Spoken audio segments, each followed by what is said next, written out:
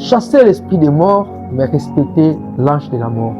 Dans notre génération, beaucoup prient avec des ailes, mais sans discernement. Pourtant, la Bible nous appelle à faire la différence entre ce qui vient de Satan et ce qui vient de Dieu. Lisons le livre de Jean, chapitre 10, verset 10. La Bible nous dit quoi? Les voleurs viennent que pour voler, égorger et détruire. Voilà l'esprit des morts.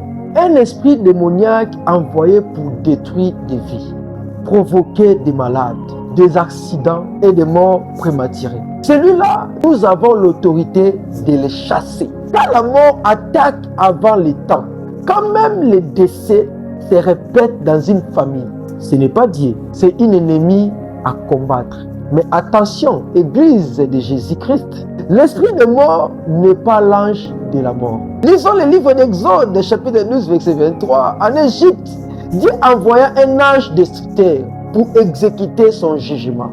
Le peuple n'a pas prié pour chasser l'ange. Ils ont obéi en mettant le sang sur les lintons. Cela nous enseigne une vérité profonde. L'ange de la mort agit sur l'ordre de Dieu. Il n'est pas un démon, mais un serviteur de la justice divine. Le combattre, c'est combattre la volonté de Dieu. Lisons le livre d'Ecclésiaste, chapitre 3. Oui, Ecclésiaste, chapitre 3. Il y a un temps pour naître, un temps pour mourir.